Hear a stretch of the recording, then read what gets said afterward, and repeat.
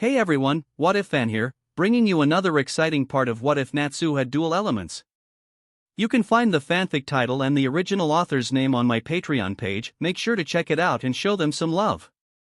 If you enjoy the video, don't forget to like, subscribe, and ring that notification bell so you never miss an upload. Quick update. What If copy system in Naruto is now on hold, since we've caught up with the author. So now, I need your help picking the next project for the channel. I'm currently deciding between these three fanfics. What if transmigrated in One Piece and becoming a marine? What if transmigrated as Minato Namikaze? What if transmigrated into a nightmare mode Dragon Ball world? Please vote in the poll and let me know which story you'd like to see next.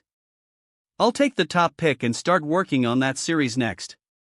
Also check out my Patreon channel for early releases of all the series, where you can find all the series released one day ahead of YouTube.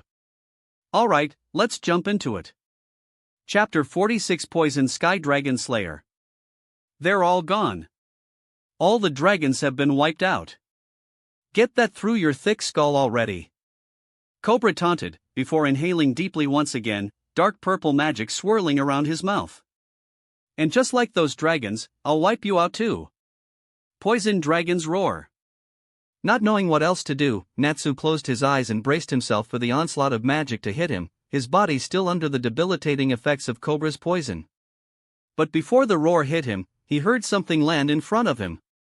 When Natsu cracked an eye open, he saw something that caused him to gasp in shock, his eyes now wide open in horror. In front of him stood Wendy. The blue-haired dragon slayer's arms were outstretched protectively as she began to eat the stream of poison. Natsu watched in utter disbelief as Wendy inhaled copious amounts of poisonous magic, her face twisted in disgust. When Cobra's attack finally stopped, Natsu was unhurt, but Wendy wobbled for a few moments before she collapsed to the ground. Wendy! Natsu roared as newfound strength rushed through him, instantly leaping over towards Wendy's side. Kneeling next to the blue-haired dragon slayer, Natsu felt his heart sink when he saw Wendy's veins turning black and her skin paled as the poison coursed through her body. Her breathing was ragged and her entire body was trembling in pain. Natsu had no idea how to help Wendy and felt tears welling up in his eyes. Wendy! Please say something. Why did you do something so reckless? Sorry, Natsu. Wendy apologized with a weak smile, seeming to struggle with each word, before coughing up a mouthful of black bile. Wheezing slightly, Wendy stared up at the sky overhead. I just wanted to be useful and help you. I did help, right? Why yeah, Wendy. Natsu said in a shaky voice as he now felt tears streaming down his cheeks. Reaching down, Natsu grabbed a hold of Wendy's shaking hand. You helped out a ton, you did an amazing job. That's great. Wendy said with a soft chuckle, hacking up another mouthful of black sludge. I'm so happy, I was able to. Wendy stopped mid-sentence, struggling to take in a breath. After several moments of gasping, Wendy's entire body went stiffened, her hand going limp in Natsu's grasp. Wendy. Natsu breathed out as he was filled with an overwhelming sense of dread, everything that was happening finally starting to sink in. No. No. No. No. No. No. Releasing Wendy's hand, Natsu grabbed a hold of her shoulders, gasping when he felt that her skin was already cold. Leaning down, Natsu pressed his ear against Wendy's chest, all his hope crumbling away when he didn't hear any heartbeat after several agonizing seconds. No. This can't be happening. This is some sick dream. Wendy can't be. There's no way. TCH, stupid kid. Cobra muttered in a seemingly saddened tone, turning his head away from the heart-wrenching scene. She should have stayed out of this. Him. He's the one who killed her. He must pay. He took away someone precious to you. He must die. Tear the flesh from his bones. What the hell is going on with that guy? Cobra thought as he felt the air around Natsu seem to chill, a black aura radiating off him. That motherfucker, it's all his fault. Natsu thought as he felt his heart stop, the most intense and pure rage he'd ever experienced welling up inside him. The pink-haired dragon slayer felt his mind going blank, being completely consumed by intense, black fury. He felt something dark and dangerous trying to break free. This fucker took Wendy from me. He has to die. But before this new, evil power could escape, a sudden sound hit Natsu's ear and brought him back from the brink. It was faint, but Natsu was sure he had heard it. It was slow at first, but it gradually became faster and faster. Natsu felt an intense wave of relief wash over him as he heard Wendy's heart start beating once again. With a groggy groan, Wendy slowly sat upright, holding her head in pain. Unable to contain his joy, Natsu lunged forward and embraced Wendy in a tight hug, tears pouring from his eyes. "She's okay. She's okay. And Natsu." Wendy exclaimed in surprise, her face turning bright red in embarrassment. I am fine. You don't have to hold me so tight." "Sorry, I was just so worried, I thought I'd lost you, Wendy," Natsu said as he released the blue-haired dragon slayer, sniffling several times as he wiped away his tears. However, when Natsu finished clearing his eyes, he was not prepared for what he saw. Wendy was seemingly okay, but something had definitely changed about her. Wendy's normally brown eyes now resembled slits, similar to a snake's. Her usual blue hair had become dark purple and was completely disheveled, giving her a wild appearance. "Wendy, what the hell happened to you?" "Huh?" Wendy said, cocking her head in confusion. "What are you talking?" Wendy stopped dead in her tracks when she looked down at her arms, seeing that they were now coated in several rows of purple scales and her nails had elongated into razor-sharp claws. Screaming in surprise, Wendy bolted onto her feet. "What the hell is going on? That girl, how did she survive eating my poison?" Cobra thought as he stared at Wendy in shock, stunned by her sudden resurrection. "And what the hell happened to her?" "Natsu, what happened to me?" Wendy asked in a panicked tone, staring down at her hands and hyperventilating. "I feel so strange right now, my magic is completely out of whack." "I don't know, Wendy," Natsu replied as he scanned Wendy up and down, taking in her drastic change in appearance. "But it must have something to do with you eating all that poison magic." "I don't understand why." Wendy was cut off when she felt magical power gathering around hands. She gasped in shock when she saw a dark purple mist gathering in her palms. Immediately Wendy began to panic and frantically wave her hand around in an attempt to dispel the purple gas. "Kia! What the hell is this stuff? It can't be," Cobra thought, feeling a chill run down his spine. "That looks just like my poison magic. Holy shit, I think I know what's going on," Natsu said as a massive smirk spread across his face, grabbing a hold of Wendy's shoulders. The now purple-haired dragon slayer stopped panicking and locked eyes with Natsu, a faint blush spreading across her face. "Wendy, I can't believe it, but I think you somehow absorbed that guy's poison dragon slayer magic after you ate it. Just like how I can use lighting and fire dragon slayer magic, you can now use sky and poison dragon slayer magic." What? Wendy breathed out, her slitted eyes widening in surprise. She had a hard time believing what Natsu was saying, but it did seem to make sense. Her magic had felt distorted and twisted a few moments earlier, but it was starting to settle down now, and she could definitely feel a new magical power within her. It was strange though, it almost felt like the two magics were constantly fighting against each other. Like her sky magic was trying to cleanse the poison magic, while the poison magic tried to corrupt and destroy her sky magic. Both magics existed within her simultaneously, but they were both battling for complete control. Despite all of this, Wendy was sure of one thing: she felt great. After overcoming her initial shock, Wendy realized how alert and energetic she felt.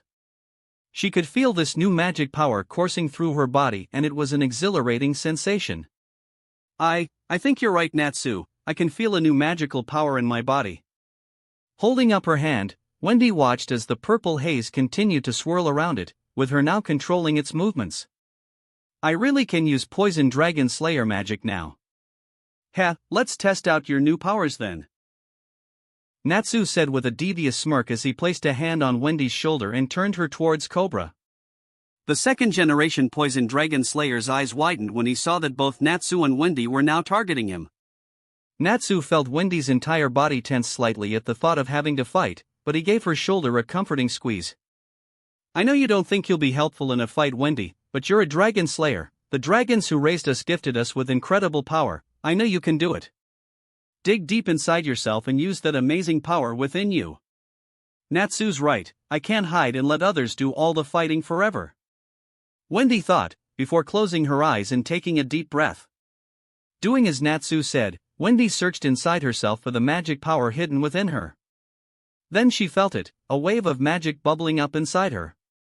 Instead of fighting it, Wendy let the magical energy flow through her. Wendy's eyes suddenly snapped open and she glared at Cobra, causing him to flinch in fear. I can do this. I'll use this new power to help my friends. Shit, I don't like that look. And the amount of magical energy that girl is giving off just skyrocketed. Cobra thought as he mounted Cubelios and rose up into the air. I better get out of here before things really start to go south. However, Cobra's eyes widened in surprise when he noticed that he had stopped moving. When Cobra whipped around, he was shocked to see that it was Wendy holding him in place. She was inhaling deeply as she gathered magical power, and that powerful suction was keeping Cobra from fleeing. What the hell? How can she possibly stop us from escaping? We're not gonna let you leave so easily. Natsu said with a smirk, before patting Wendy on the shoulder. You've got this, Wendy. Hit him with everything you've got. Poison Sky Dragon Slayer's roar. When Wendy roared, she unleashed a literal tornado of dark purple poisonous gas. The already deadly Poison Dragon Slayer magic was only further enhanced by the rushing winds of Wendy's own Sky Dragon Slayer magic. Cobra had no chance to avoid the attack and was hit dead on, being completely engulfed by the stream of wind and poison. Cobra could only scream out in pain as he was continuously buffeted by the powerful attack. Soon, both Cobra and Cubelios fell to the ground seemingly unconscious. Seeing that Cobra could no longer fight, Wendy stopped her attack. The young dragon slayer collapsed onto her knees, panting heavily. I did it. That was amazing, Wendy, I knew you could do it. You also managed to fuse both your magics, which was fucking awesome. Natsu cheered with a grin, crouching down next to Wendy and giving her a fist bump. But, it looks like you may have used up all the Poison Dragon Slayer magic within you. No. Wendy said as she watched the scales and claws disappear from her hands. Her appearance now back to normal, Wendy turned to face Natsu and smiled, placing a hand over her chest. I can still feel the poison magic inside me, but it's no longer fighting for control. It feels like both poison and sky magic can coexist within me now. I knew you were strong, Wendy, you just needed to believe in yourself. Natsu said with a toothy grin, before standing back up. Well, we should dash. Natsu suddenly grunted and collapsed down onto one knee. The pink-haired dragon slayer was panting slightly, with sweat dripping off his brow. Heh, guess that bastard's poison is still running its course. Don't worry, Natsu, I'll heal you. Wendy said as she shuffled over towards Natsu's side. However, before she could start healing him, he reached out and stopped her. Natsu? What's wrong? Don't worry about me, Wendy. Natsu said, grin never leaving his face as he waved her off. I just need to rest for a couple of minutes, then I'll be good to go. You should rest and recover your magic. Also, where's Carla? Did you run off without her? I bet she's worried sick about you. Well. Wendy sputtered out as her face flushed slightly, averting her gaze. Taking a deep breath, Wendy calmed herself and locked eyes with the pink-haired dragon slayer. Natsu, are you sure? It wouldn't take long to heal you, and I don't want you to get hurt any further. Wendy, I'll be fine. Natsu said in a reassuring tone, slowly getting up before sitting down on a large piece of rubble. Now, just relax and focus on recovering your magic. Don't worry, Wendy, I'll keep Natsu safe. Happy said in an energetic tone as he plopped down next to the pink-haired dragon slayer. So don't worry. Heh, I guess you're right. Wendy said with a chuckle, dusting herself off and taking a seat next to Natsu. I hope we stop this thing soon, I'm worried about my guild. We'll stop this thing, Wendy. Natsu said with a grin as he patted Wendy on the head, causing her face to flush bright red. I promise. Hey Natsu, was it really a good idea to send Wendy off like that? Happy whispered in a sluggish tone as he started to feel the effects of Cobra's poison. She could have healed both of us. I know, buddy, but Wendy used up a lot of her magic when she hit that snake guy with her breath attack, and I didn't want her to waste any more magic healing us. She needs time to recover. Natsu said quietly, before turning around on the piece of rubble he was sitting on, not at all surprised to see that Cobra was back on his feet.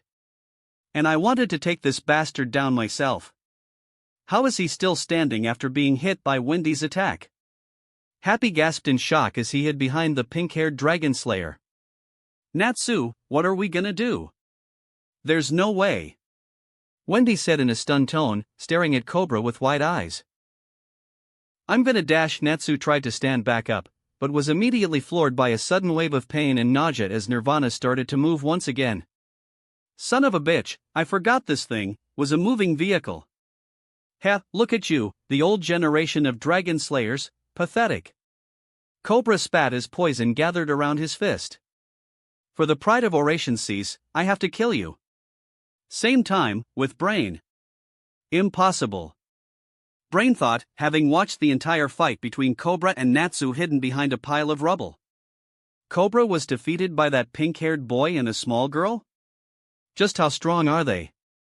Tightly balling his fists, Brain stepped out of his hiding spot and began to approach Cobra from behind. I don't care how strong they are, for one of our members to be defeated by them, how ridiculous. Raising his staff, Brain fired a burst of magic at Cobra, hitting him in the shoulder. The poison dragon slayer yelled out in pain, gripping his bleeding shoulder. You've done quite enough, Cobra, it's time to end this. You've done all you can, so take a break. Brain, why the hell? Cobra growled as he turned to face to the leader of Oration Cease. His ears perked up when he began to hear Brain's inner thoughts. Oration Cease has no need for trash that is defeated by official guild members. Damn it! Cobra thought, tears stinging his eyes as he collapsed to the ground.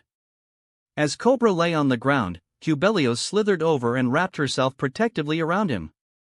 My prayer was just to hear the voice of my only friend, Cubelios. You son of a bitch, wasn't he one of your nakama? Natsu growled as he glared fiercely at Brain, sparing a quick glance at Cobra's unconscious form. What the hell is wrong with you? How could you hurt him like that? Wendy exclaimed, tears forming in her eyes. He may have been our enemy, but he didn't deserve that. Don't worry. Brain said with a dark smile, standing over Cobra and looking down at Natsu. With the power of Nirvana, I can make all the friends I want. Those aren't friends. Natsu said in a menacing tone as he tightly balling his fists, sparks crackling off his hands. They're just puppets. I hate arguing with you, boy, and that little girl annoys me to no end. Brain said, crouching down next to Natsu. Leaning in close, Brain whispered into Natsu's ear.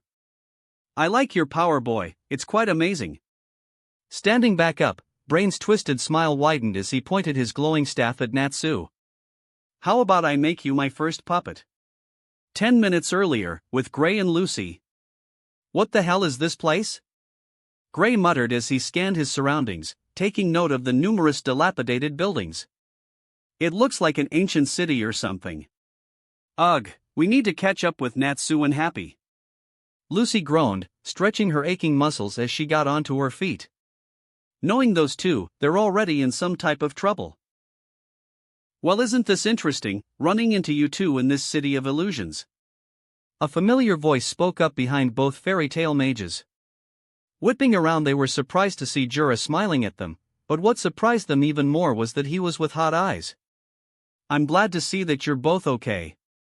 It's the bald dude from Leon's guild. Gray exclaimed in shock, causing Lucy to sweat drop at his bluntness. And he's with a member of Oration Cease. Please don't worry, he's an ally. Jura said with a grin as he patted Hot Eyes on the shoulder. You two have nothing to fear. It's a world full of love. Hot Eyes proclaimed, before bellowing out a hearty laugh. Did you both hit your heads or something? Lucy asked with a sigh as she pinched the bridge of her nose. Did some crazy magic turn that Oration Cease guy good or something? This city is where the Nervat clan of ancients once lived. Hot Eyes explained, gesturing towards the destroyed buildings all around them. The entire world was engulfed in many wars 400 years ago. Despite all the fighting, the Nervik clan always remained neutral, grieving for a world that was tearing itself apart. So they developed a type of magic that would restore balance to the world. A hyper magic that would swap light and darkness. They named that magic Nirvana, Land of Peace. Huh, now isn't that ironic? Gray muttered as he stroked his chin.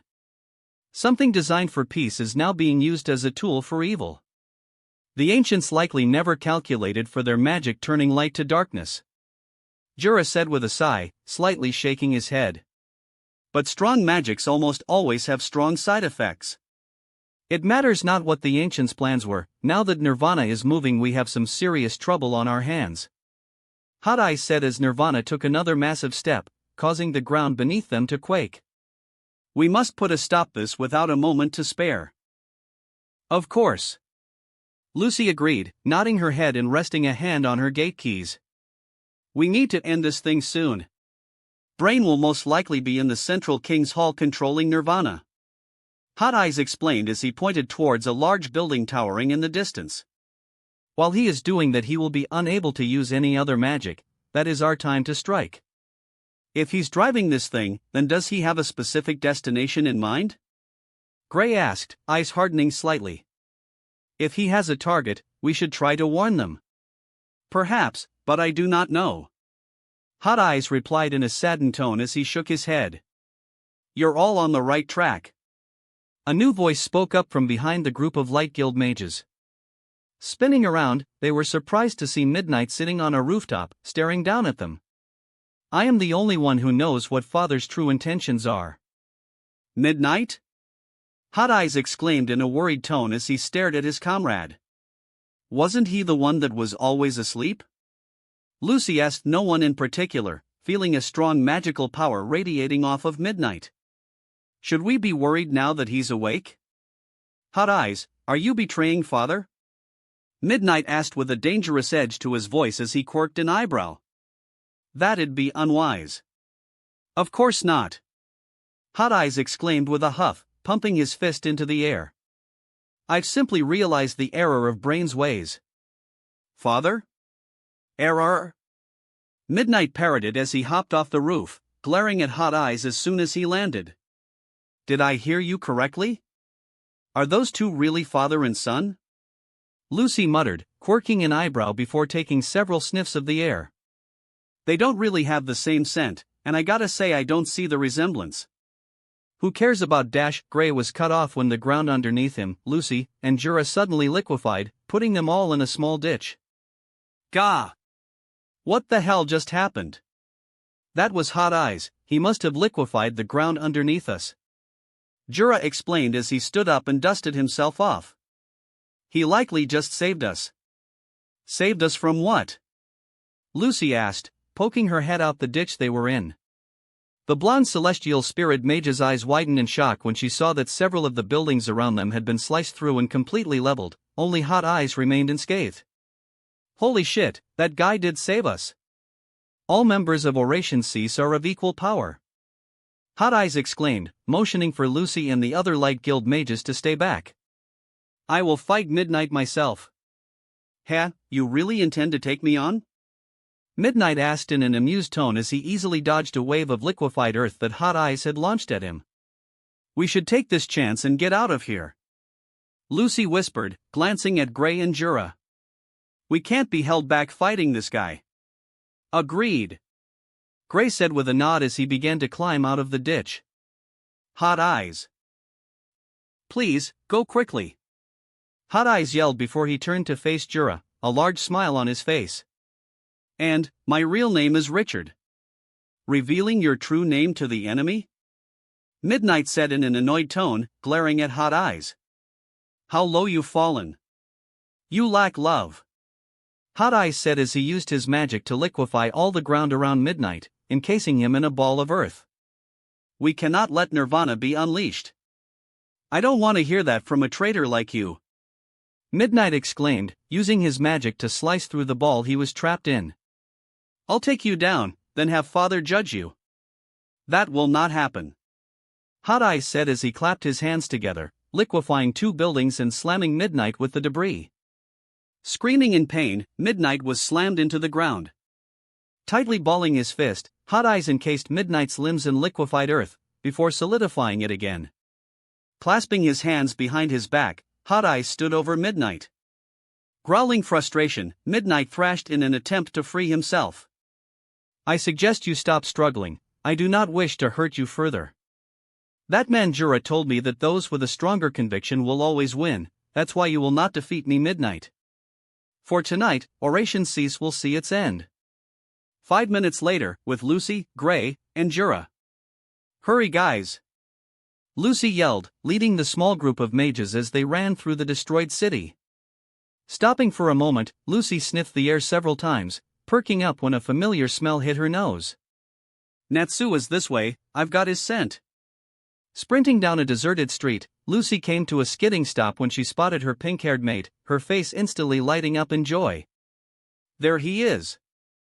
However, Lucy's happiness was immediately shattered and replaced with anger when she saw that Natsu was being dragged away by his scarf by Brain, a low growl rumbling in her throat.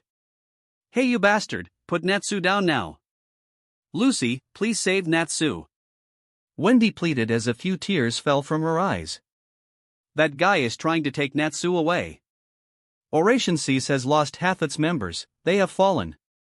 Brain said, stopping and turning to face the Light Guild mages. I will use this man to build a new, more powerful, Oration Cease. Like hell you will. Lucy exclaimed as she grabbed her celestial spirit gate keys. You aren't taking Natsu anywhere. I ain't letting you, take me anywhere. Natsu managed to say, turning his head to look back at Brain. Fire Dragon's maw. With his mouth engulfed in flames, Natsu bit down into Brain's arm, causing him to roar in pain. Gah! You son of a bitch! Brain screamed as he released Natsu and frantically patted out the flames engulfing his arm. Once the flames were extinguished, Brain growled and grabbed Natsu by his shirt collar, before picking him up and slamming him into the ground. Brain pressed his foot onto Natsu's back as he glared down at the pink-haired dragon slayer. Looks like you've still got some fight in you. I'll have to fix that. Get your fucking foot off me. Natsu struggled to say, his face turning pale as a new wave of nausea washed over him. Fucking motion sickness. It seems like he's quite under the weather. Jura said as he quirked an eyebrow, surprised by Natsu's sudden sickness. I've never seen him like this. He gets extreme motion sickness on moving vehicles. Gray explained, causing an amused smile to spread across Jura's face. I know, it's pretty funny. Just hurry up and kick this guy's ass and stop this stupid thing. Natsu groaned out as he fought back the urge to vomit, his face now turning green. Of course. We'll save you, Natsu. Lucy said as her eyes narrowed dangerously, tightly balling her fists. Stop Nirvana? Brain parroted with a dark chuckle, a menacing aura radiating off his body. I'd like to see you try. This city will soon reach its target, Kate's shelter. Everyone's eyes widened in shock, hearing what Nirvana's first target would be. I will not allow you to stop our plan.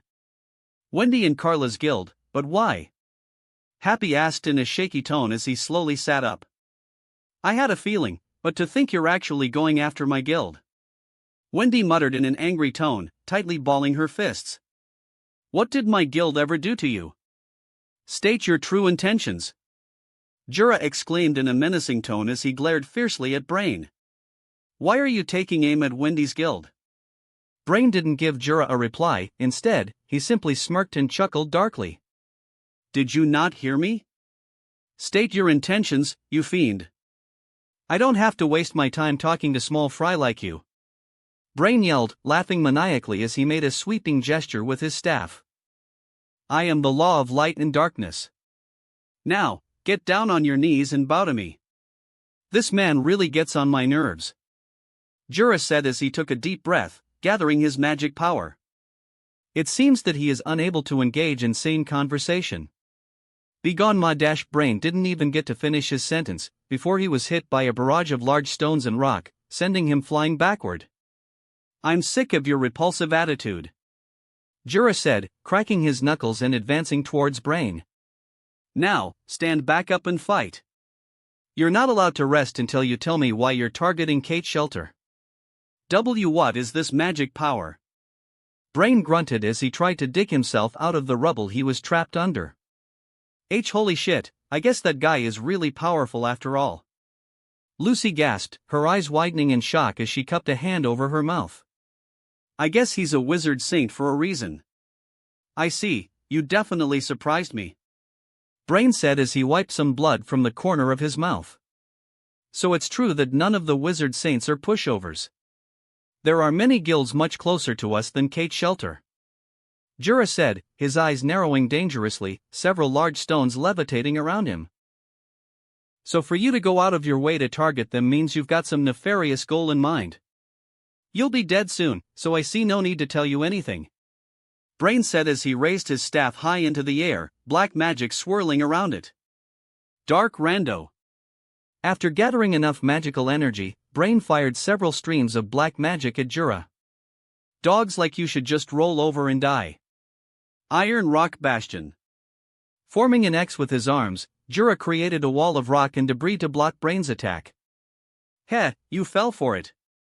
Brain exclaimed as he dashed around the wall of rock and appeared on Jura's side. Raising his staff once again, Brain fired a more concentrated stream of black magic at Jura. Dark Capriccio. Humph. Jura grunted, making a large sweeping motion with his arm. A split second later, a large piece of rock broke off the wall he had created and blocked Brain's attack. You'll have to do better than that. You fool. Dark Capriccio specializes in penetrating surfaces. Brain yelled with a twisted grin as he watched his magic burrow through Jura's stone. It will slice clean through your rock, then you. You're far too naive. Jura exclaimed, making another gesture with his arm. A moment later the rock in front of him shifted its position and redirected Brain's attack into the sky. Jura suddenly thrust his arm forward, shattering the protective rock and bombarding Brain with several large stones. Tightly balling his fist, the scattered stones were pulled back and began to encase Brain. After a few moments, the leader of Oration Cease was completely buried in rocks. Conqueror, Rock Buster. Clapping his hands together, the rocks encasing Brain burst inward, which caused a small explosion. Brain roared in pain, before collapsing to the ground in an unmoving heap. Damn, this guy is no joke. Lucy muttered as she stared at Jura in shock. That guy is Oration Cease leader, right? Gray asked, before breathing a sigh of relief. So I guess that means we've won. Now. Jura said as he crouched down next to Brain and grabbed him by his collar. You will tell me why you're targeting Wendy's guild. Shouldn't we be worried about stopping this thing? Lucy asked, resting her hands on her hips. I'd very much appreciate that. Natsu groaned out as he sat himself up and leaned against a wall.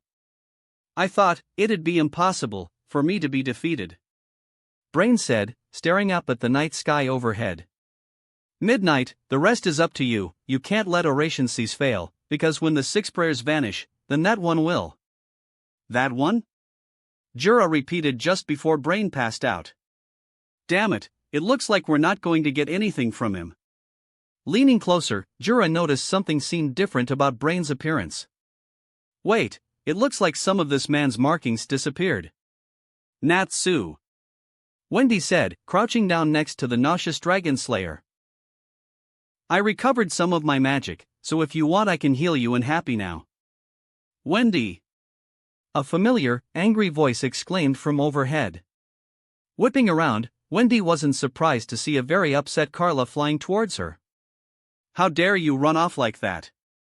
I was scared to death. What if you had gotten hurt?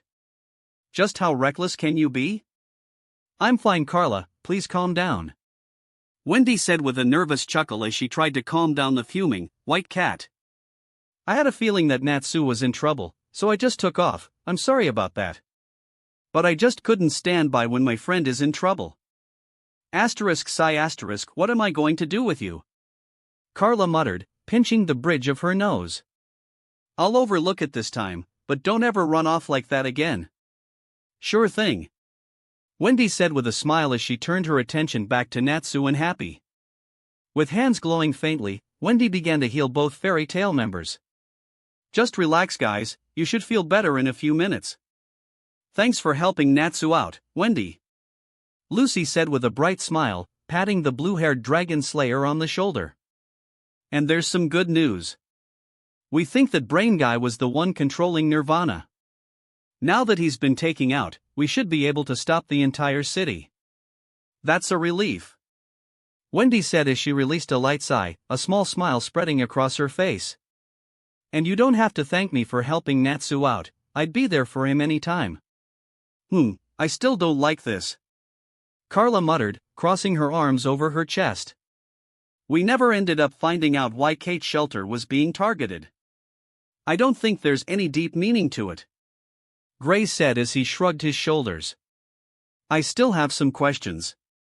Jura said, before standing back up and smiling at the other Light Guild mages. But I guess it's over now. We should probably head up to King's Hall and try to stop Nirvana. That should be where we can control this city. Same time, with Hot Eyes. Why do you still resist? Hot Eyes asked as he stared down at Midnight's bloodied and battered form. It should be apparent that you cannot win, but yet you still fight. Please just give up. I'm having a dream. Midnight muttered, slowly standing back onto his feet, blood running down his face.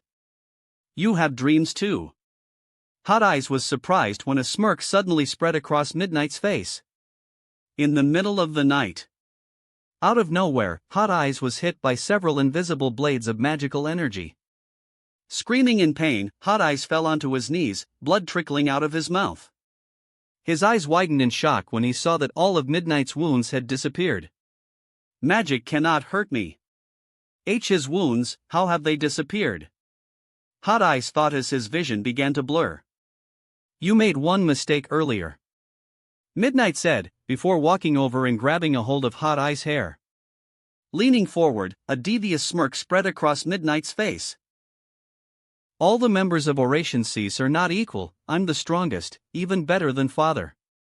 I see now, I made a grave mistake. Hot Eyes thought before he collapsed to the ground, his consciousness fading. My prayer, I just wanted to see my brother's face, one more time. Nirvana will not be stopped as long as I stand. Midnight said in an ominous tone as he walked away from Hot Eyes' unconscious form. Back with the Light Guild mages. The fifth prayer has vanished. Brain thought, another marking disappearing from his face.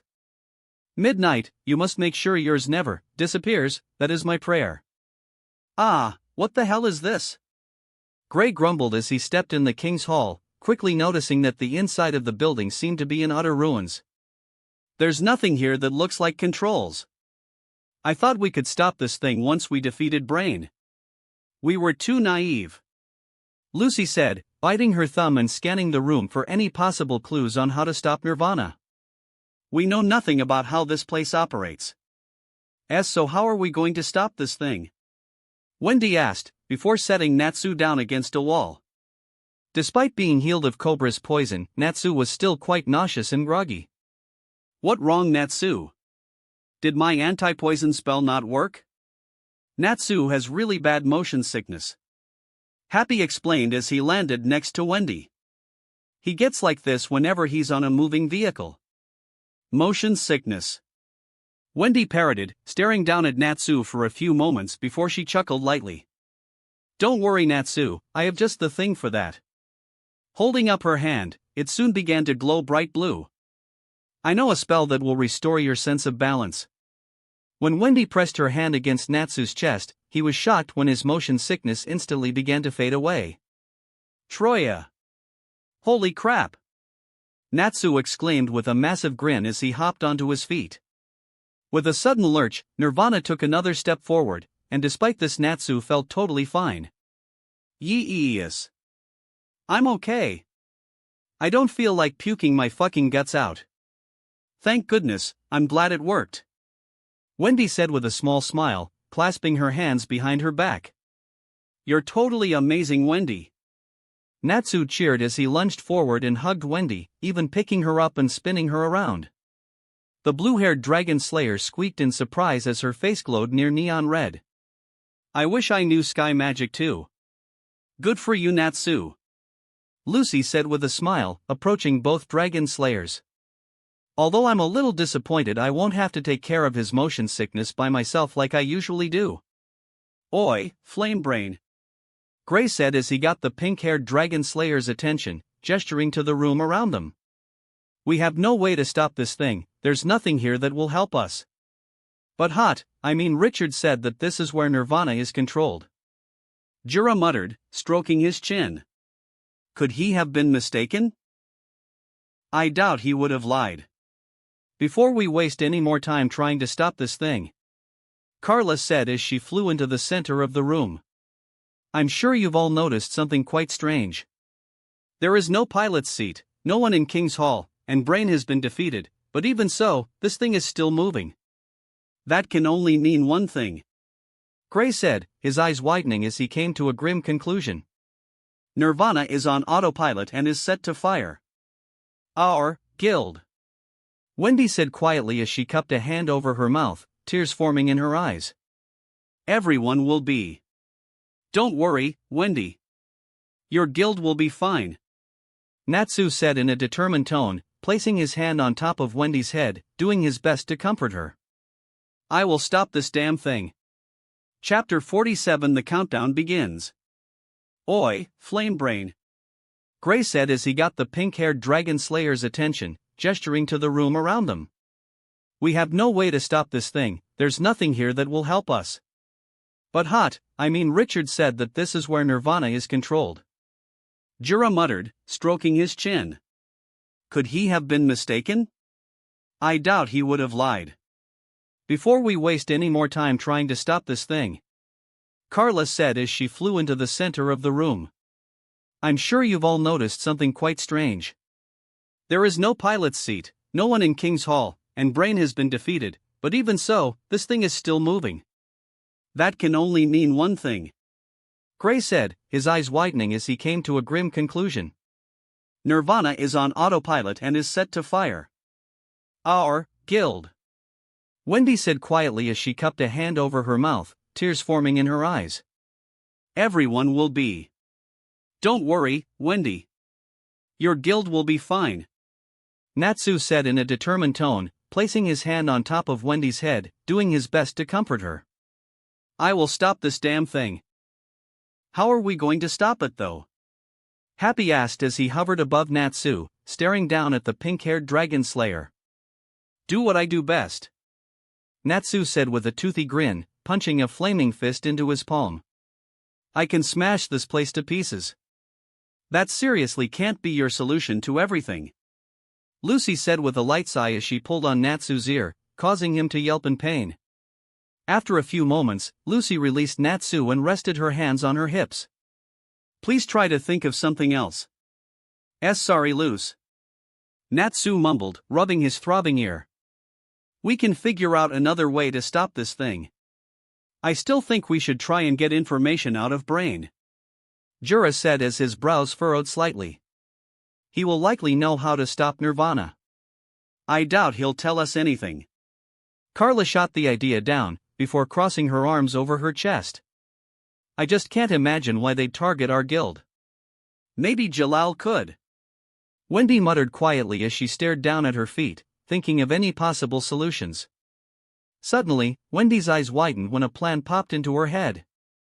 You guys stay here, I have an idea. Without warning, the blue-haired dragon slayer took off running towards the room's entrance.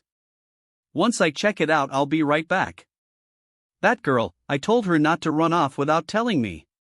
Carla said in an annoyed tone, quickly flying after the teenage girl. You aren't worried about her, Natsu? Lucy asked as she turned towards her pink-haired mate. What if she gets into trouble? She'll be fine. Natsu said with a grin, remembering their recent fight with Cobra and the new powers Wendy possessed. Normally he would be worried about her running off like that, but he knew that she was now more confident in her own abilities. She can handle herself now. What the hell happened with Wendy? Gray asked as he walked over towards Natsu and Lucy. She doesn't seem like the scared little girl we met earlier. Did something dash before Gray could say anymore? He was cut off when a familiar voice suddenly projected into everyone's minds. Everyone, can you hear me? It is I, Hot Eye. Richard, is that you? Jura asked, his eyes widening in surprise. Are you all right? I must regretfully inform you that I am not all right. As I feared, I was unable to defeat Midnight. Wait. Jura thought as his eyes narrowed, an uneasy feeling creeping up his spine. Richard said that all members of Oration Cease were equal in power. Why would he fight Midnight alone if he knew he would likely lose? Something isn't right. Please, you must all combine your strength and defeat Midnight. If he is defeated, the supply of magical energy to Nirvana will be cut off, and the city will be stopped. So this place is powered by organic link magic? Gray pondered, starting to piece things together. That would make sense. Midnight is now directly beneath King's Hall. But be warned, he is very powerful. You must stop Nirvana. So he's beneath us right now? Lucy asked in a skeptical tone as she pointed towards the floor. But I don't sense any powerful magical presence.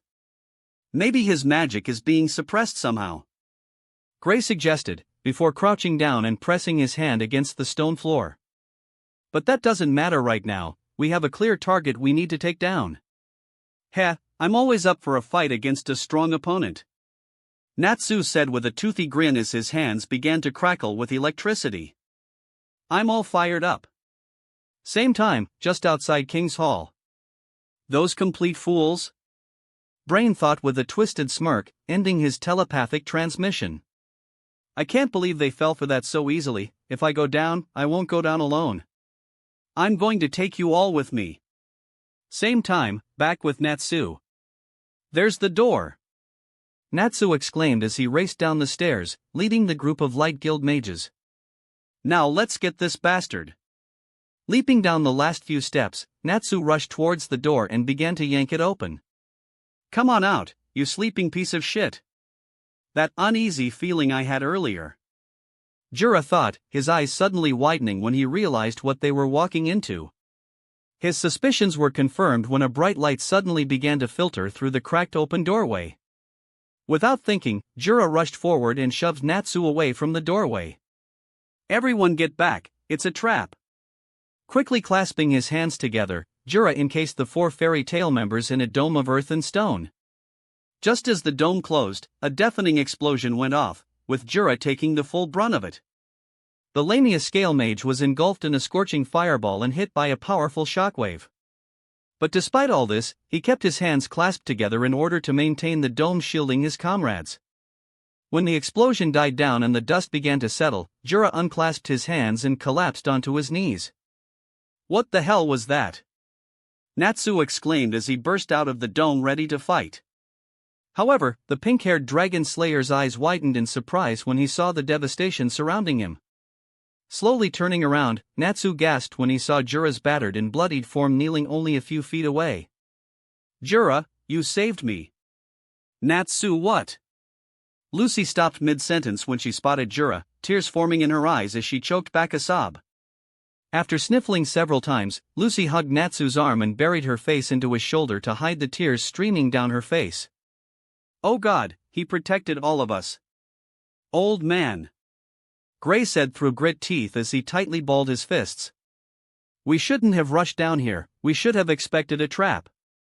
Please, don't say that. Jura said in a weak voice, a smile spreading across his face as he turned to face the fairy tale mages. We all wanted to end this, as quickly as possible. I'm just glad you're all okay. A few moments later, Jura swayed several times before he collapsed to the ground with a loud thud. Jura! Natsu yelled as he rushed over to the wizard saint's side. Hang in there! Same time, with Urza. Was that an explosion? Urza asked, turning towards where the sound had come from. An uneasy feeling overcame the scarlet-haired knight as she clasped a hand over her heart. Natsu, Lucy, everyone, I hope you're all okay? That seems to have come from the direction of King's Hall.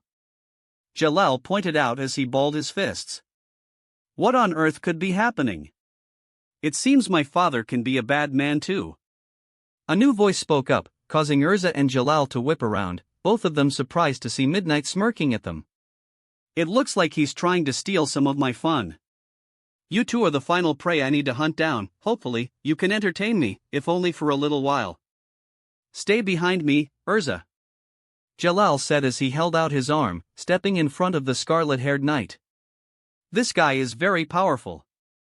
Jalal? Urza muttered in a slightly surprised tone, quirking an eyebrow. We really should fight this guy Tojddash. No, I'll do it myself, Jalal said as he started to advance towards Midnight, his eyes full of determination. I have to dash. Jalal was cut off when Midnight suddenly dashed forward, in the blink of an eye appearing behind the blue-haired mage. Jalal simply stood wide-eyed for several moments, before coughing up a mouthful of blood and collapsing to the ground. What a weak clown. Midnight spat, not even glancing back at Jalal as he continued to advance towards Urza. It seems that he's lost most of his magic power along with his memories. Even so, I can't believe he defeated Jalal easily. It must be because he used most of his magic reserves with that square of self-destruction he placed on himself. Urza thought as she tensed slightly, her eyes narrowing dangerously. Looks like I'll have to take this guy on myself. Damn it. Jalal grunted, trying to get back onto his feet. But he didn't even make it onto his knees before he fell back down. I can, still.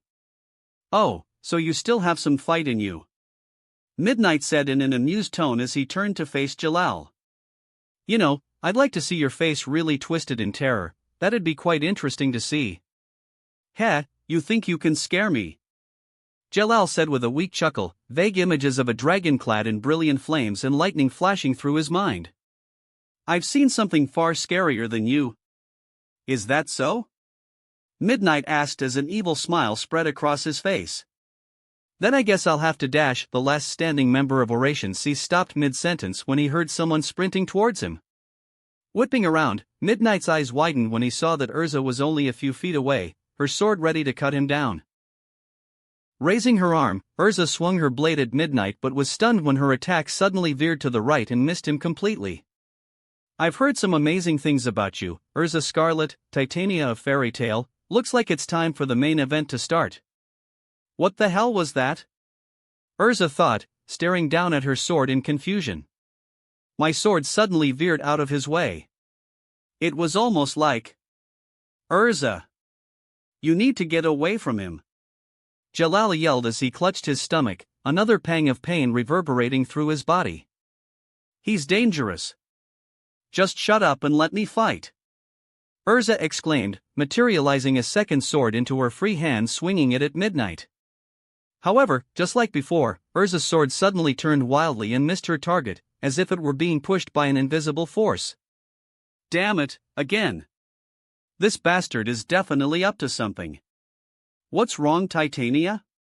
Looks like you're having some trouble hitting me, Midnight said in a taunting tone as a smirk spread across his face.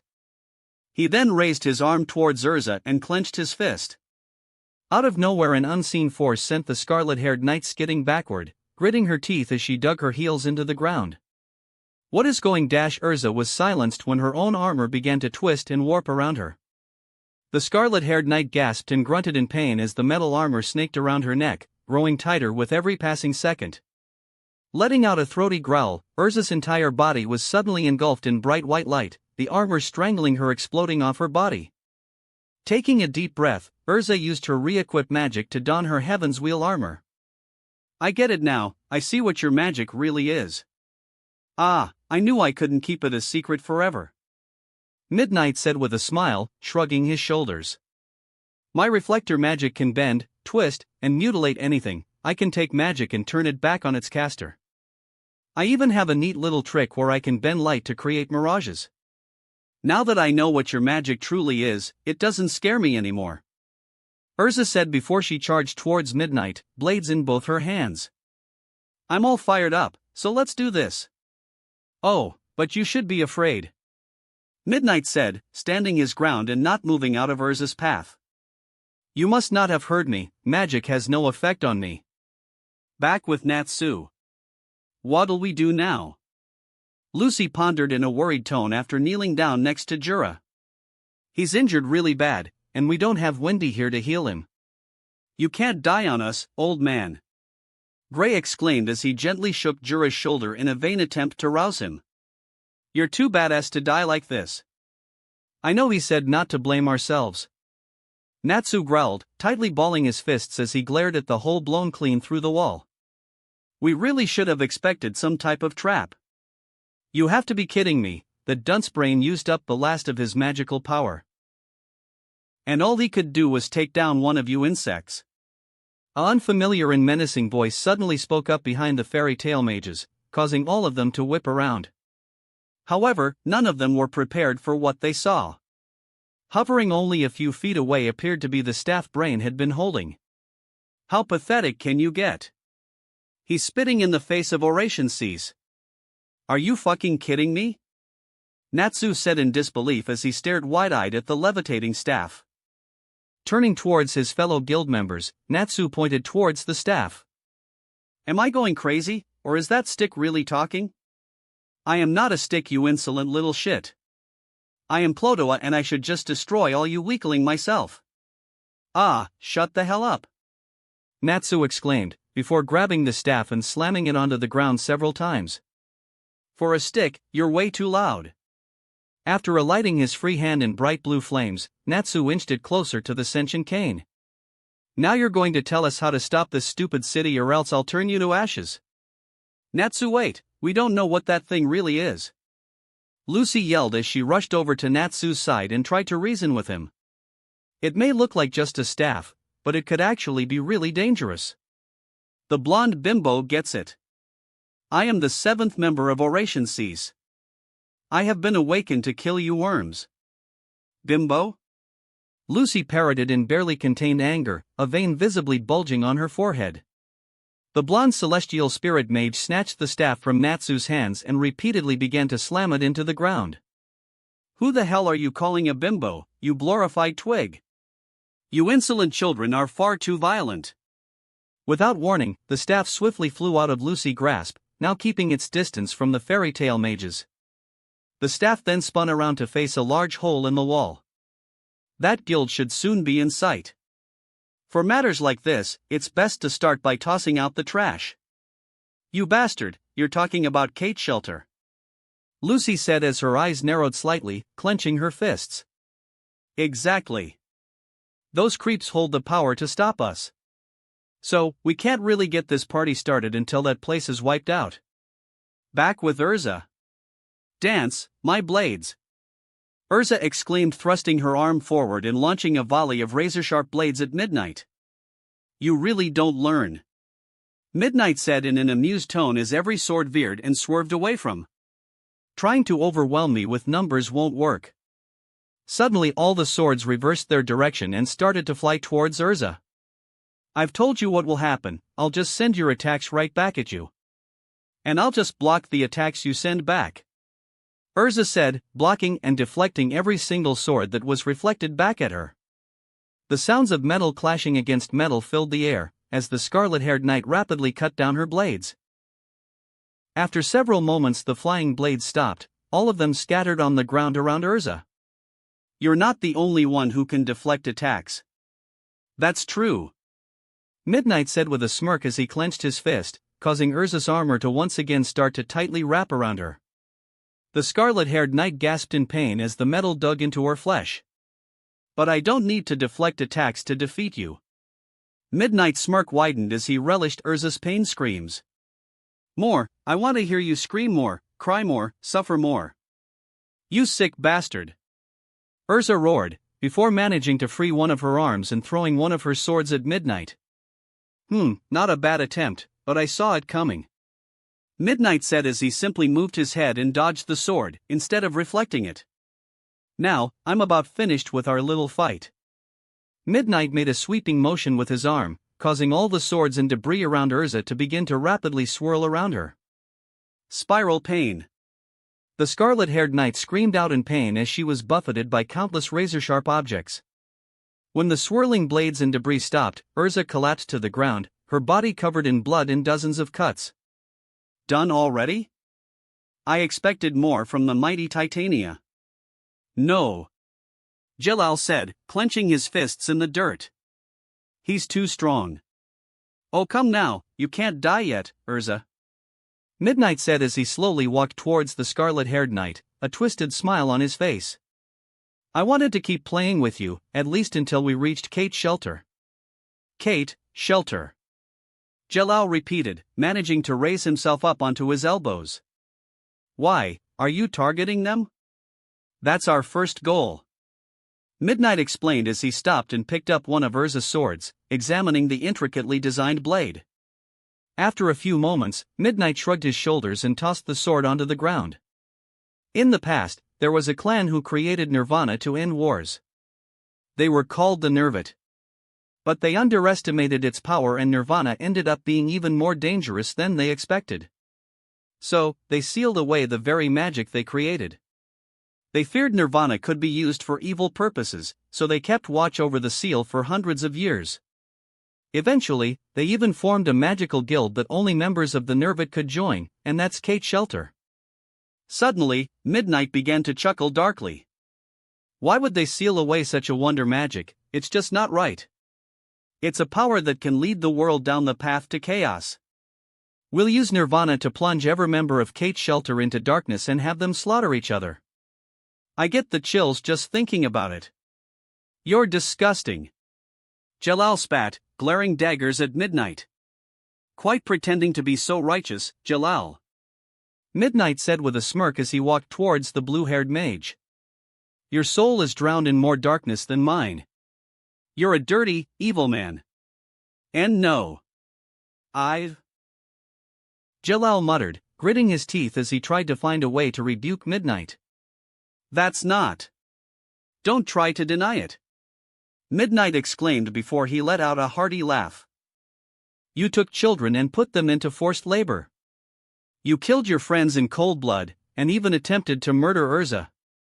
Can you even fathom how many human lives you've driven to despair? How many people have you shocked, frightened, driven to cry endlessly? Crouching down, Midnight extended his hand towards Jalal. Come to us, Jalal. You're the perfect member for a new oration cease. You, get the hell away from him. Urza spoke up, slowly getting back onto his feet, light shimmering off her body. Everything you've said about Jalal is true, but there's still some good in him. I can see he wants to try and atone for his sins, Robe of Yuan. When the light died down, Urza stood in a new set of armor.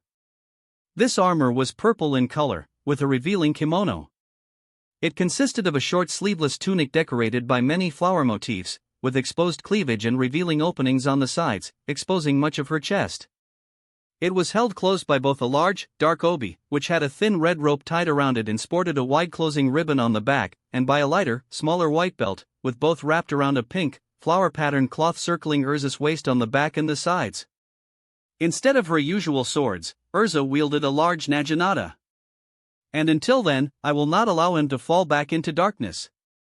Oh, you still have the strength to stand? Midnight asked as an amused smirk spread across his face. I guess you will live up to my expectations, Titania. You're worth all the effort it will take to destroy you. Then once I'm done with you, Kate's shelter will be wiped off the map. I will put an end to your pathetic plans and save Wendy's guild. Urza growled, intense anger suddenly welling up inside her as she glared fiercely at Midnight. Neither of them seemed to notice that Urza's mate Mark was now faintly glowing. Count on it. Is that so? Midnight said with an amused chuckle as he beckoned for Urza to attack him. Then come at me, Urza. I want to see what happens when you get serious. But I doubt it will amount to much. You'll still never hit. Midnight was cut off when Urza suddenly dashed forward, closing the distance between them in an instant. Move as fast as you like, you can't beat my reflector magic. Without saying a word, Urza thrust her naginata at Midnight. But like before, her attack veered to the side and missed completely. See? Wipe the damn smug look off your face. Urza roared, her fist launching forward and striking Midnight in the face. The final member of Oration Cease was sent flying back, slamming into a nearby wall. Midnight was stunned silent by the sudden hit, his eyes wide in disbelief. Reaching up, Midnight placed a hand to his cheek, hissing at the burning and tingling sensation. Looking at the scarlet-haired knight, Midnight was stunned to see her fist was now coated in flames and electricity. I can't stand overconfident assholes like you. Since when could you use fire and lightning magic? Midnight exclaimed as he subtly tried to back away from Urza, a chill running down his spine. And the power behind that punch, it was incredible. This one is quite impressive. She figured out how to use our power without any assistance. We were correct in choosing her as one of our mates. Mira isn't the only one who can dig up information about dragon slayers. Urza explained, before slowly advancing towards Midnight, her Naginata becoming imbued with fire and lightning magic. Apparently once they're marked, mates of dragon slayers can tap into the magic of the dragon slayer they mated with, but it's only temporary. The magic is stored within a mate mark and can be replenished if it's all been used. A dragon slayer's mates can only use this magic when they feel very strong emotions or if they're in extreme danger. Urza stopped a few feet away from Midnight, pointing her flaming and electrified Naginata at him.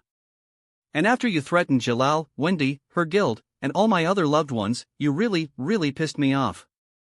Even with this new power, I can still reflect your attacks.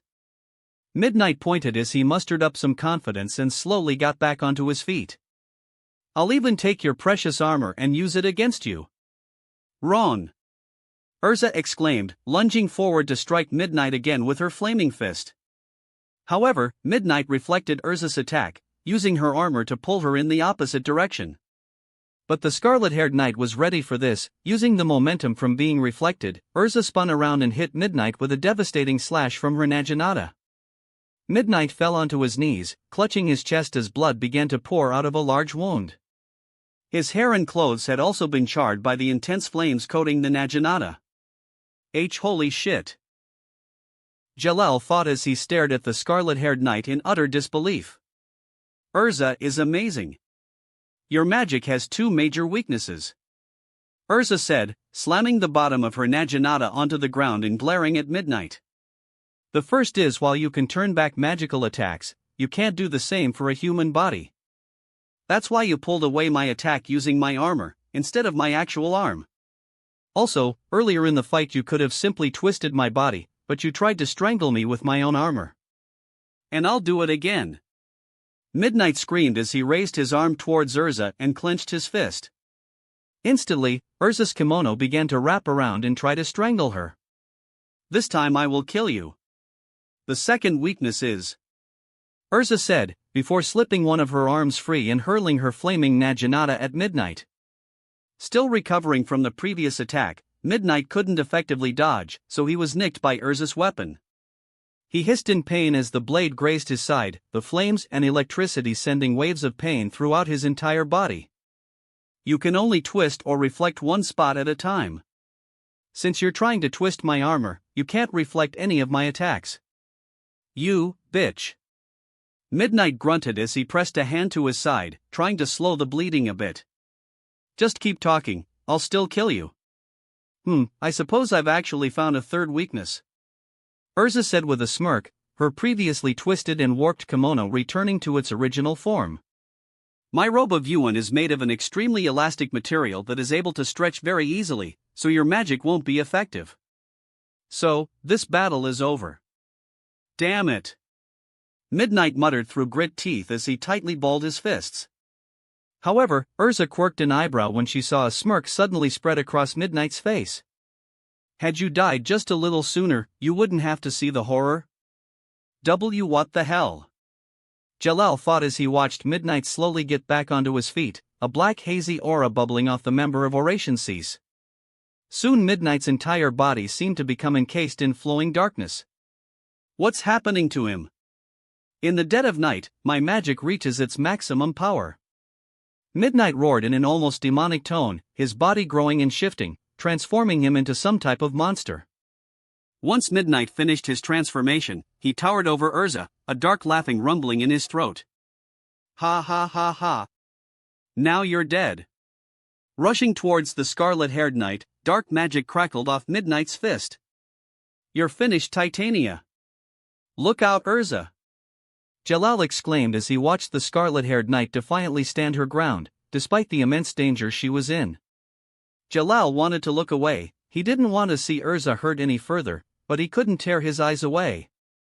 Even with Midnight's monstrous form barreling down on her, Jalal couldn't understand why Urza didn't try to dodge the attack. To Jalal's utter shock, Urza rushed towards Midnight, seemingly unafraid of the danger she was in. But what shocked Jalal even more was when Urza ran clean through Midnight, as if he were made of thin air. Jalal momentarily lost sight of Urza, then a pain scream suddenly rang out and the monstrous Midnight vanished. Jalal's eyes widened when he saw that Urza was now standing behind Midnight, who appeared to be in his normal form. How the hell did you see through my illusion? Midnight asked, before coughing up a mouthful of blood, his entire body trembling as he stared at the new, searing slash across his chest. No one has ever done that before. That's too bad for you, Urza said as she turned to face Midnight, only her fake eye open. Optical magic doesn't work on me. This can't be happening. Midnight gasped, collapsing to the ground and landing on his back. Tears fell from his eyes as he stared at his blood-stained hands. I am the strongest member of Oration Cease, even better than Father, the best wizard that can never be beaten. You laughed and mocked the pain of others, Urza said as the flames and lightning encasing her Naginata dissipated and fizzled away. So you still have a long way to go before you can become a great wizard. Damn it! Midnight thought, clenching his fists as he stared up at the night sky overhead. My prayer was so simple, I just wanted to sleep in a peaceful, quiet place. You can't move forward without realizing your own weaknesses, Urza said as she stared down at Midnight, a sympathetic look in her eyes. Do that and you will surely become a better person. Releasing a heavy sigh, the scarlet-haired knight suddenly collapsed down onto one knee. She was panting heavily, with sweat dripping off her brow, the faint glow of her mate mark slowly fading. Damn it, my body isn't used to using Natsu's magic, it really drained me. Same time, with Natsu. Whoa, I feel like Urza did something really badass, Natsu muttered, before being slugged in the face by Clodoa. Stumbling slightly, Natsu recovered and glared at the levitating staff. Oi! Don't just hit me like that, you bastard! Natsu, are you okay? Lucy exclaimed as she rushed over to her mate's side. What are we going to do? Lucy stopped mid-sentence when she felt something lift up the back of her skirt. The blonde celestial spirit mage's head instantly whipped around, her eyes widening in shock when she saw Clodoa staring at her panties. With her face blushing near neon red, Lucy swatted the staff away and pulled her skirt back down. Kaya You fucking pervert! Don't stare at Lucy's panties, you freak! Natsu roared, hurling a ball of fire at Clodoa, but it easily managed to dodge it. You stay the hell away from her! You weakling are so fun to mess with!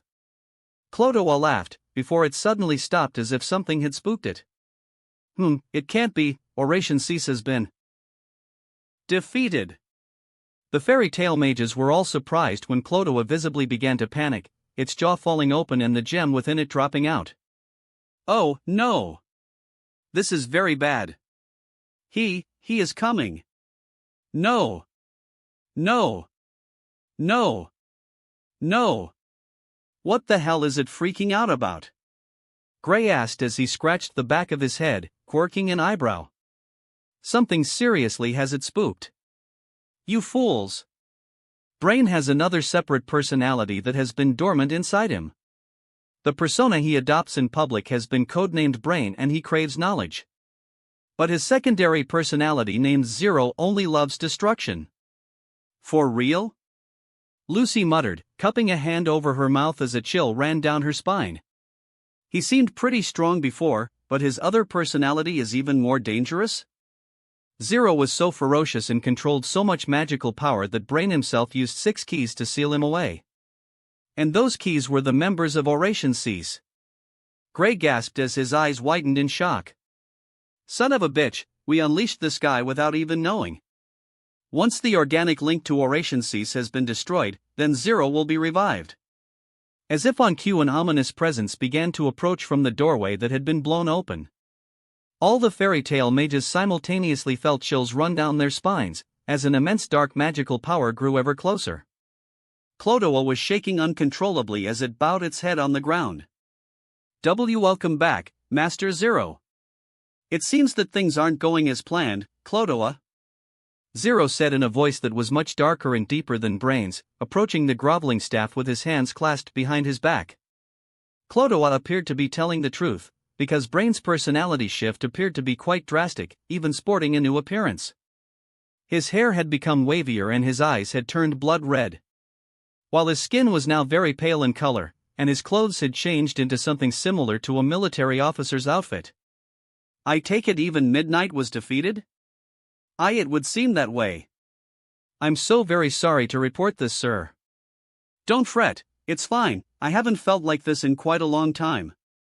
Zero muttered as a smirk spread across his face, dark magical energy swirling around his clenched fist. This body, this voice, this magic power, it reminds of the old days. Luce, get behind me.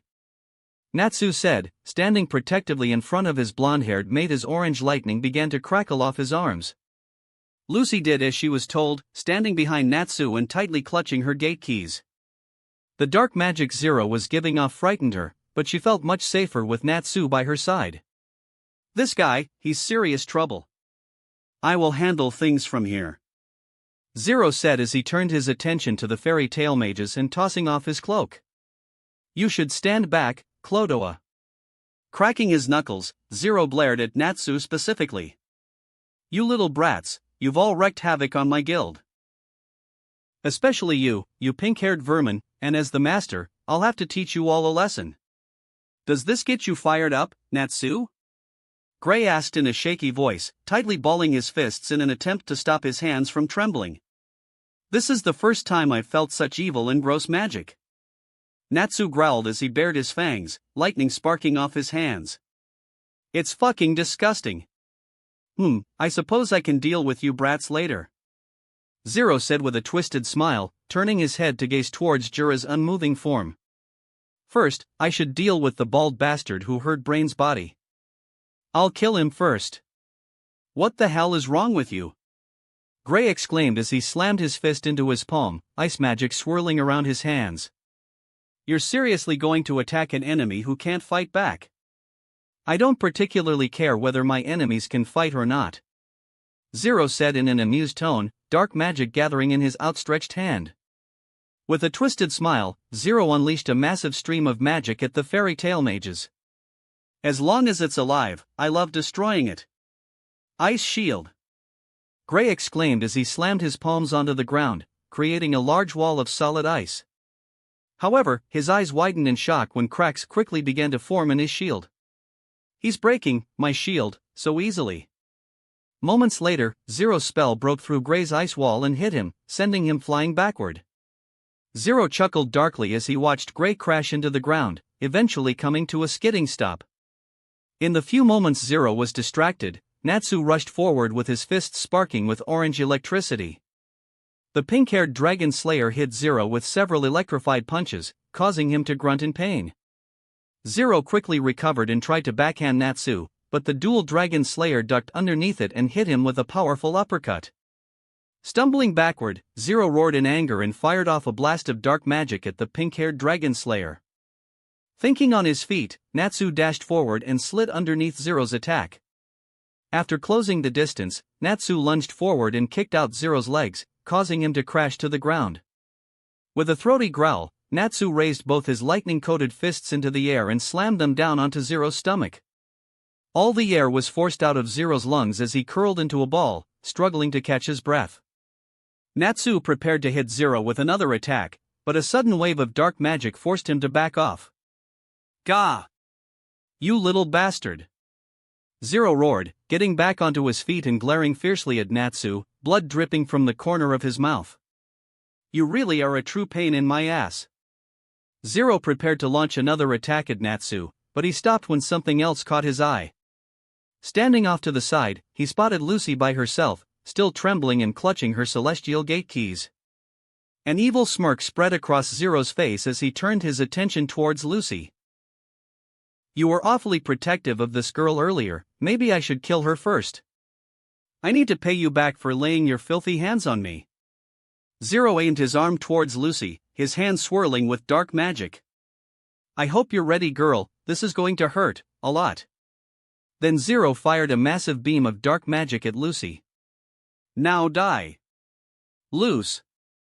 Natsu roared in panic as he rushed towards his blonde-haired mate. Seeing Zero's attack getting closer and closer, time seemed to slow down for Natsu. Doing the only thing he could think of, Natsu leaped forward and wrapped his arms around his mate, using his own body as a shield. A split second later, the attack hit Natsu's back, creating a large explosion of dark magic. The entire room quaked from the explosion, causing some debris to fall down and seal away the fairy tale mages. That's our Master Zero. Excellently done. You wiped the floor with those brats. No. Zero said in a menacing tone, wiping the blood from his lips. That pink-haired little shit is a major problem to our plans, and those little worms aren't dead yet. Growling slightly, Zero glared at the pile of rubble hiding the fairy tale mages. Isn't that right, you vermin? I didn't see your body turn to pieces. Releasing a heavy sigh, Zero turned away from the mound of stone and earth. But I cannot waste any more magic power, I'll have to come back and kill these pests later after Kate's shelter has been destroyed. 5 minutes later, top of King's Hall. Master Zero, we've arrived at Kate's shelter. Zero muttered as he clasped his hands behind his back, gazing out at the sprawling landscape in front of him. That's the guild that's hiding the clan that can seal away Nirvana. All we have to do is destroy them, then no one can seal it away ever again. Pathetic. Zero said quietly, tightly balling his fists. Huh? I said it's fucking pathetic. Zero yelled as he suddenly reached out and snapped Clodoa's staff in half. What did I do, Master Zero? Shut the hell up.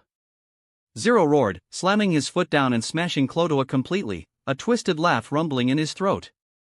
I just want to destroy. Destroy anything and everything. And this will be the first shot. I don't need any reasons. It's something in my path and I can see it. That's why I want to destroy it. With an evil smile, Zero pointed towards Kate's shelter. Now Nirvana, fire.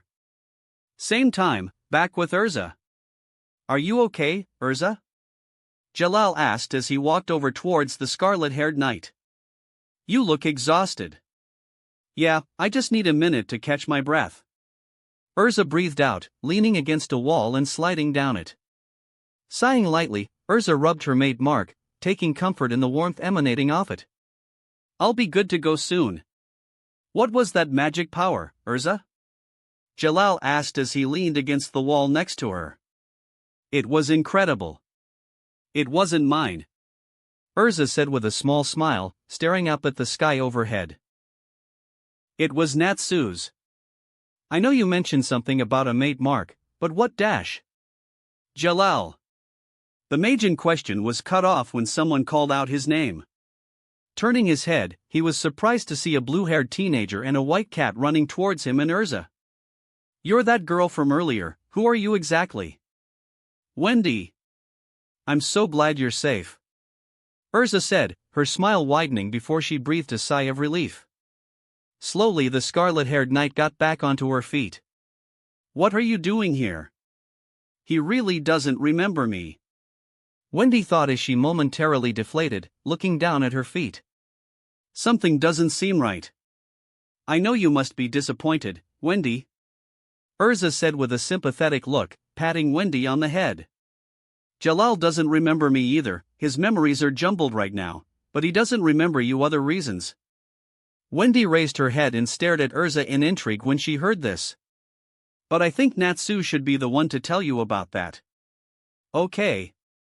Wendy said in a disappointed tone but didn't press the issue any further. Please tell me you didn't forget how to stop Nirvana.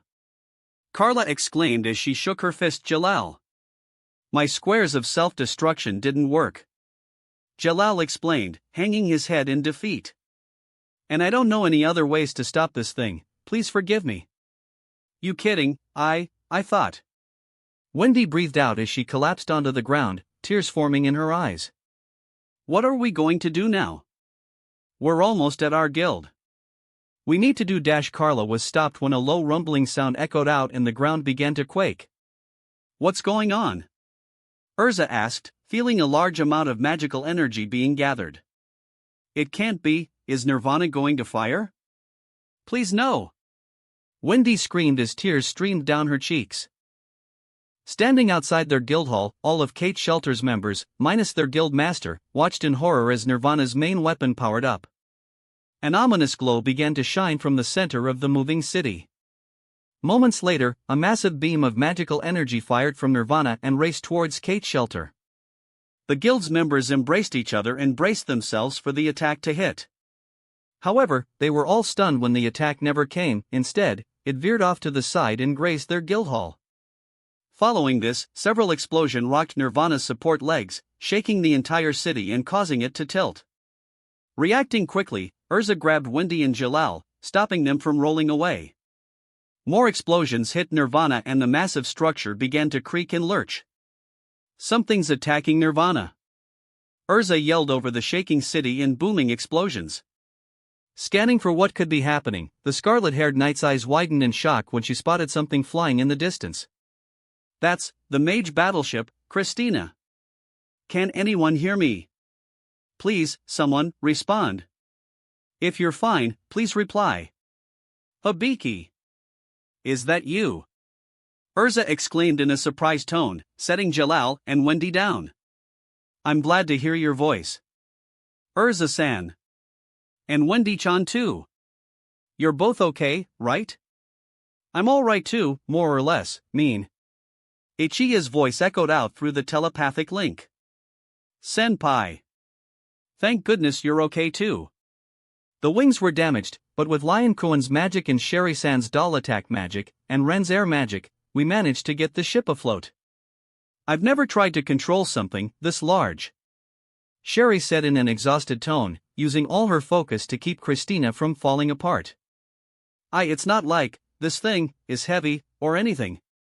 Ren said as he began to pant slightly, doing his best to keep up his tsundere persona.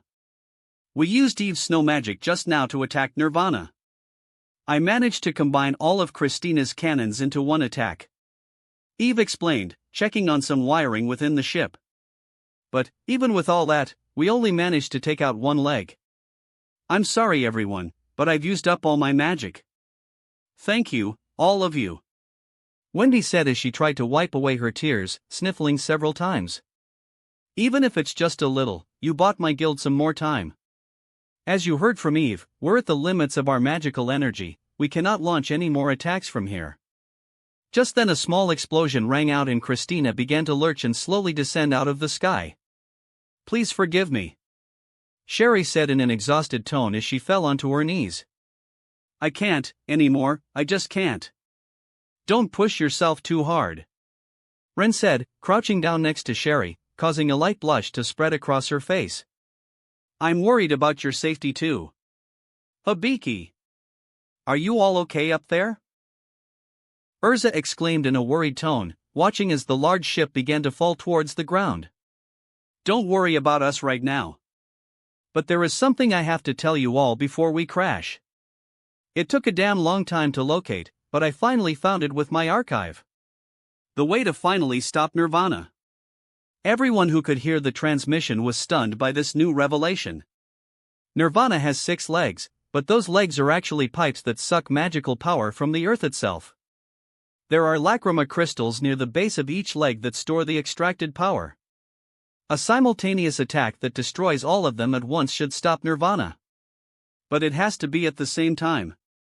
It will repair any damage if it's not simultaneous destruction. How are we supposed to coordinate something like that? Urza said, biting her thumb as she started to feel a creeping sense of hopelessness. I would love to guide you all, but I don't think I'll last much longer. Just then Christina slammed into the ground and Hibiki's telepathic link was briefly cut off. I'll have to upload the timing into your heads, I know you'll be able to do it. I believe in you all. What is this? Urza muttered, a small display popping up in front of her eyes. We have 20 minutes? I see that too. Wendy said as a similar screen appeared in front of her. That's not much time. You're wasting your time. A new menacing voice echoed out, hijacking Hibiki's telepathic link. For those of you who don't know, I am Zero, Oration Cease Master.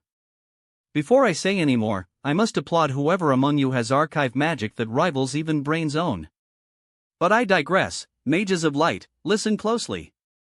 From this moment forward, I will destroy everything in existence. I've already destroyed 3 of your friends. The pink-haired one proved to be a particular thorn in my side. Natsu. Wendy breathed out as tears began to pour from her eyes once again. It can't be true, Natsu can't be, he just can't. He's not dead. Urza said, before tightly balling her fists, her voice laced with barely contained rage. I can still sense Natsu and Lucy through their made marks, but the sensation I'm feeling, it's not very strong, especially for Natsu. A few drops of blood feel from Urza's palms as her nails pierce the skin. I'll make that bastard pay for hurting them. We'll grind this place into dust. Urza. Wendy muttered as she stared at the scarlet-haired knight, surprised by the anger and determination in her eyes. So this is the bond shared between a dragon slayer and their mates. It's amazing. I hope I can experience that one day. You mentioned something about destroying Lacrima in a simultaneous attack? Well, I am currently standing in front of one of those Lacrima. Ha ha ha ha ha. And as long as I stand, you will never be able to destroy them all at once. So, how about we play a little game? Whoever finds me first, gets to die first. Sounds like fun. With that final menacing message, Zero cut off his telepathic link. You guys have a 1 in 6 chance of running into Zero, and I hate to say it, but Urza and Natsu are the only matches for him. Wait a minute. We don't have 6 people to take out the Lacrima. Carla exclaimed in a panic, her eyes widening in fear. And Wendy can't dash. No, Carla. Wendy said as she slowly stood back up, wind swirling around her arms. I can fight. I'll help take out one of the Lacrima. Wendy. Carla breathed out, staring at Wendy as if she was an entirely different person. You've grown up so much in such a short time. That's 3 of us. Urza said as she glanced between Jalal and Wendy. Is there anyone else who can help us? I will be of assistance. Ichiya's voice rang out through the telepathic link. As soon as I untie myself. This isn't good, my telepathy, and my magic, are about to. We need at least 2 more. Some else please respond. Urza exclaimed as she felt a sudden pulse from her mate Mark. Natsu, Lucy, Gray, please answer us. Gray. Lion said in a pained tone, his voice weak over the telepathic link. Get up right now, you have to uphold your honor of being UR's disciple. That means you can't be beaten so easily. I really hate Lucy. Sherry's voice sounded off this time. She's really cute but lets it go to her head. She's stupid and clumsy, and can be really weak sometimes, but she always gives everything her all. Natsu. Wendy said as she fought back tears, clasping her hands together. Please, we need your help. You can do it, Natsu. Urza said, rubbing her mate Mark once again. I believe in you. Natsukuan, please, hear our call. Same time, with Natsu. Yeah, we hear ya. Natsu boomed over the telepathic link as he slammed his fist into the ground, veins bulging on his arm. Flanking Natsu were Gray and Lucy, both mages looking battered and beaten. Lucy looked the most unscathed, with Natsu having blocked most of the damage she would have taken. Natsu on the other looked the worst off, his body covered in blood and lacerations. With a throaty growl, the pink-haired dragon slayer stood up on shaky legs and tore off his tattered shirt, revealing the large burn-like injury covering his back. Coating his hands in brilliant blue flames, Natsu slammed his fists together. We're gonna burn this fucking place to the ground. That wraps up this part of What If Natsu Had Dual Elements. Thanks so much for listening. As always, new parts drop every 4 days, so be sure to stay tuned. Quick reminder. What If copy system in Naruto is now on hold, since we've caught up with the author. So now, I need your help picking the next project for the channel. I'm currently deciding between these three fanfics. What if transmigrated in One Piece and becoming a marine? What if transmigrated as Minato Namikaze? What if transmigrated into a nightmare mode Dragon Ball world? Please vote in the poll and let me know which story you'd like to see next. I'll take the top pick and start working on that series next. Also check out my Patreon channel for early releases of all the series, where you can find all the series released one day ahead of YouTube. If you enjoyed the video, don't forget to like, subscribe, share it with your friends, and please consider supporting the original author as well. See you in the next one.